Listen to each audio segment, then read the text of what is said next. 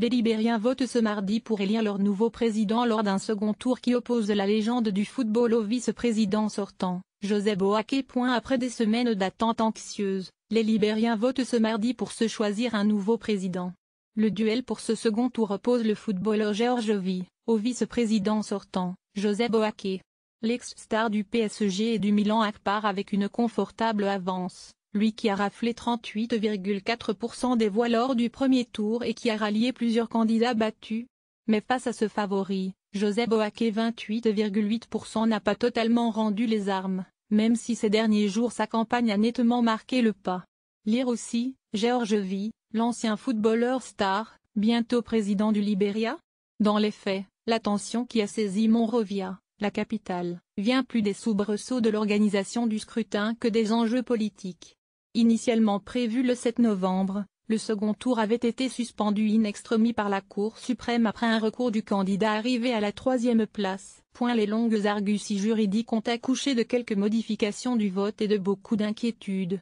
Au Libéria, pays toujours marqué par les 15 années de guerre civile qui ont laissé 250 000 morts et un plus grand nombre encore traumatisés, les luttes pour le pouvoir réveillent toujours la peur du pire. Les fêtes de Noël furent donc un peu tendues dans le pays, même si, selon les observateurs, les risques de violence post-électorale sont faibles. Georges Weah semble avoir mis à profit les semaines d'attente pour renforcer son statut de candidat préféré. Samedi, il a effectué une démonstration de force en rassemblant des dizaines de milliers de partisans dans le plus grand stade du pays à Monrovia. Vous savez que j'ai participé à des compétitions, dont certaines difficiles, et que j'en suis sorti victorieux, explique-t-il, jouant comme souvent avec son passé glorieux sur le terrain, lui, le seul ballon d'or africain. Un grand absent dans l'hémicycle et à 51 ans, il reste très populaire auprès des jeunes. L'ascension sociale de ce gamin de Gibraltar, un bidonville de Monrovia, fait rêver. Cette extraction modeste résonne aussi auprès des électeurs avec son sang libérien, d'ethnie crue, un groupe local.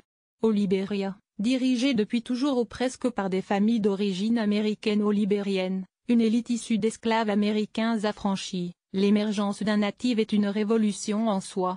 Que Joseph Boaké soit certes lui aussi un local n'y change rien. Le vice-président souffre de devoir justifier de ses années au pouvoir et de l'économie du pays qui ne se remet pas des années de guerre. Près de 15 ans après la fin des combats, le Libéria reste ainsi l'un des États les moins bien électrifiés d'Afrique. J'ai le peuple avec moi, un grand parti et une coalition puissante. Je me suis préparé pour diriger ce pays et la victoire sera nôtre. Georges Weah ne s'est cependant pas contenté de jouer sur origine ou sa carrière. Il affirme avoir appris de ses défaites précédentes aux présidentielles contre Ellen Johnson Sirleaf, la présidente sortante. J'ai le peuple avec moi, un grand parti et une coalition puissante. Je me suis préparé pour diriger ce pays et la victoire sera nôtre, a insisté l'ancien attaquant. Au fil des années, il a gonflé son CV, se faisant élire en 2014 sénateur de la province de Monserrado, la plus peuplée du pays. Même s'il brille surtout par ses absences dans l'hémicycle, ce mandat lui a offert une sorte de légitimité. Il s'est aussi attaché à glaner des diplômes, passés officiellement sur le tard et par correspondance, alors qu'on le renvoyait souvent à sa scolarité vite tronquée. Mais surtout, il a su nouer des alliances politiques pour renforcer son influence. Sa colistière au poste de vice-président n'est autre que Joël Howard Taylor, l'ex-femme de l'ancien chef de milice puis président Charles Taylor. Le dictateur sanglant, condamné à 50 ans de prison pour crimes contre l'humanité, reste curieusement populaire dans une partie de la population. Une union qui n'a rien de scandaleuse aux yeux de Georges Weah. Il le répète.